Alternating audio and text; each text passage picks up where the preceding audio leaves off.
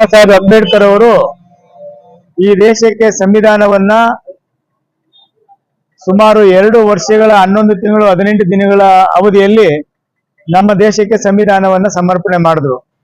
1949 November 26ನೇ ತಾರೀಕು ದೇಶಕ್ಕೆ ಸಂವಿಧಾನವನ್ನ ಸಮರ್ಪಣೆ ಮಾಡಿದ್ದು. ಅದಕ್ಕಾಗೇನೆ ಭಾರತೀಯ ಜನತಾ ಪಾರ್ಟಿ ಭೀಮ ಸ್ಮರಣೆ ಅನ್ನುವಂತ ಹೆಸರಿನಲ್ಲಿ ಇಡೀ ರಾಜ್ಯಾದ್ಯಂತ ನಾವೆಲ್ಲರೂ ಕೂಡ ಬಾಬಾ ಸಾಹೇಬ್ ಅಂಬೇಡ್ಕರ್ ಅವರು ಸಂವಿಧಾನ ಕೊಟ್ಟಂತ ವಿಷಯಗಳನ್ನ ಪ್ರತಿ ಮನೆ ಮನೆಗೂ ತಲುಪಿಸುವಂತ ಜವಾಬ್ದಾರಿ ಭಾರತೀಯ ಜನತಾ ಪಾರ್ಟಿದು. ಹಾಗಾಗಿ ನಾವೆಲ್ಲರೂ ಕೂಡ ಕಾರ್ಯಕ್ರಮ ಮಾಡ್ಬೇಕಂತೇಳಿ ನಮ್ಮ ರಾಜ್ಯದ ಅಧ್ಯಕ್ಷರಾದಂತ ವಿಜೇಂದ್ರಣ್ಣವರು ನಮ್ಗೆಲ್ಲರೂ ಕೂಡ ಸೂಚನೆಯನ್ನು ಕೊಟ್ಟಿದ್ದಾರೆ. ಹಂಗಾಗಿ ನಾವೆಲ್ಲರೂ ಕೂಡ ಜಿಲ್ಲೆಯಲ್ಲಿ ಎಲ್ಲಾ ತಾಲೂಕಲ್ಲೂ ಕೂಡ ಸಭೆಗಳನ್ನ ಮಾಡಿ ಈ ಕಾರ್ಯಕ್ರಮನ ಯಶಸ್ವಿಗೊಳಿಸಬೇಕು. ಅರ್ಥಗರ್ಭಿತವಾದಂತ ಕಾರ್ಯಕ್ರಮ ಆಗಬೇಕು. ಬಾಬಾ ಸಾಹೇಬ್ ಅಂಬೇಡ್ಕರ್ ಅವರು ಸಂವಿಧಾನ ಕೊಟ್ಟ ಮೇಲೆ 2 ವರ್ಷಗಳ ಕಾಲ ಸಂಸತ್ ಭವನದಲ್ಲಿ ಚರ್ಚೆ ಆಗಿ 1950 ಜನವರಿ 26ನೇ ತಾರೀಕು ಅದು ಲೋಕಾರ್ಪಣೆ ಆಯಿತು, ಅಂದ್ರೆ ಅನುಷ್ಠಾನಕ್ಕೆ ಬಂತು. ಅಲ್ಲಿಂದ ಇಲ್ಲಿ ತನಕ ನಿರಂತರವಾಗಿ ಸಂವಿಧಾನದ ಅಡಿಯಲ್ಲಿ ಇಡೀ ದೇಶದ 142 ಕೋಟಿ ಜನ ನಾವೆಲ್ಲರೂ ಕೂಡ ನೆಮ್ಮದಿಯಾಗಿ ಜೀವನ ಮಾಡ್ತಾ ಇದ್ದೀವಿ.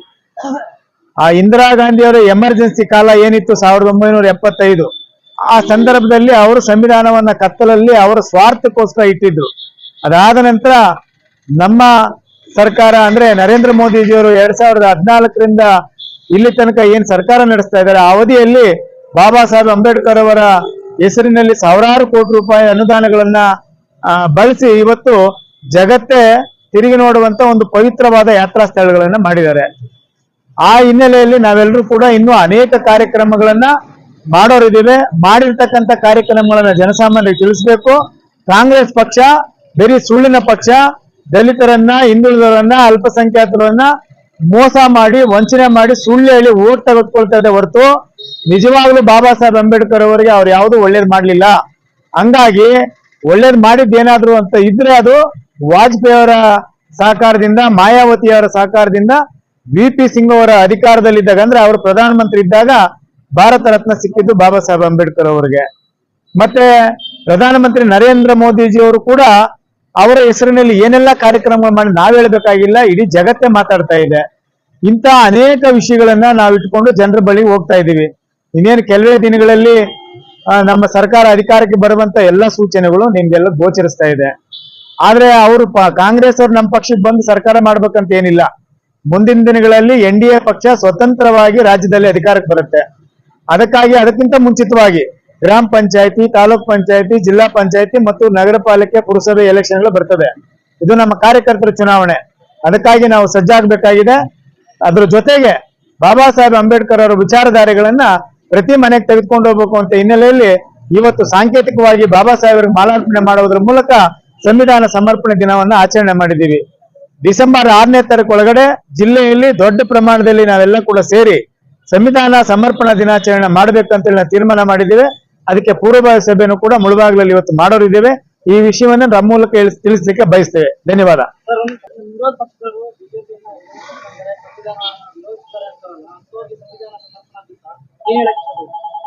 ಏನಣ್ಣ?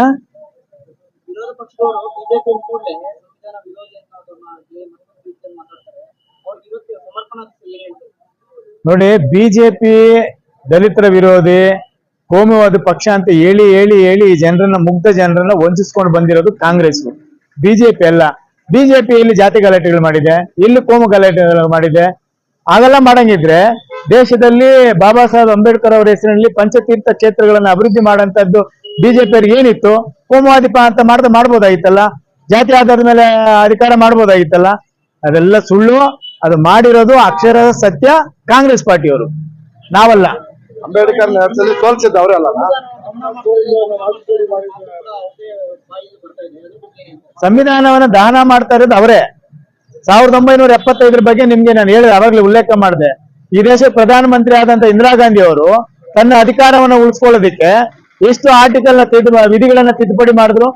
ಆರ್ಟಿಕಲ್ 48, 49, 50, 51. ಇದರ ಉದ್ದೇಶ ಏನು? ಇದರ ಅರ್ಥ ಏನ್ ಹೇಳ್ರಿ?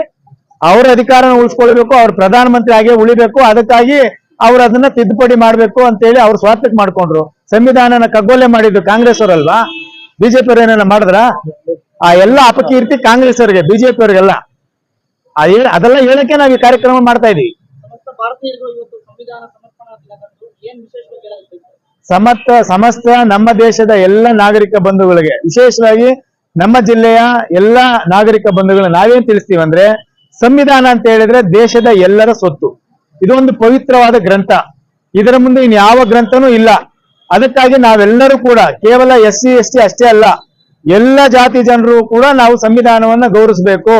ಸಂವಿಧಾನದ ಅಡಿಯಲ್ಲಿ ನಾವೆಲ್ಲರೂ ಬದುಕ್ತಾ ಇದ್ದೇವೆ. ಬಾಬಾ ಸಾಹೇಬ್ ಅಂಬೇಡ್ಕರ್ ಅವರು ಎಲ್ಲರ ಆಸ್ತಿ. ಅದಕ್ಕಾಗಿ ನಾವೆಲ್ಲರೂ ಕೂಡ ಅವರ ಗೌರವವನ್ನು ಕೊಡಬೇಕು. ಜಗತ್ತಿನಲ್ಲಿ ಇವತ್ತು ಅತ್ಯಂತ ಶ್ರೇಷ್ಠ ಸಂವಿಧಾನ ಅಂತ ಹೇಳಿದ್ರೆ ಅದು ಭಾರತದ ಸಂವಿಧಾನ. ಅದನ್ನ ಬರೆದಂತ ಮಹಾಪುರುಷರು ಬಾಬಾ ಸಾಹೇಬ್ ಅಂಬೇಡ್ಕರ್ ಅವರು. ಅದಕ್ಕಾಗಿ ನಾವೆಲ್ಲರೂ ಒಟ್ಟಾಗೋಣ. ಬಾಬಾ ಸಾಹೇಬರ ವಿಷಯ ಬಂದಾಗ ನಾವೆಲ್ಲರೂ ಕೂಡ ಒಂದಾಗಬೇಕು ಅನ್ನುವಂತ ವಿನಂತಿಯನ್ನ ನಿಮ್ಮ ಮೂಲಕ ತಿಳಿಸ್ಲಿಕ್ಕೆ ಬಯಸ್ತೇನೆ. ಧನ್ಯವಾದ.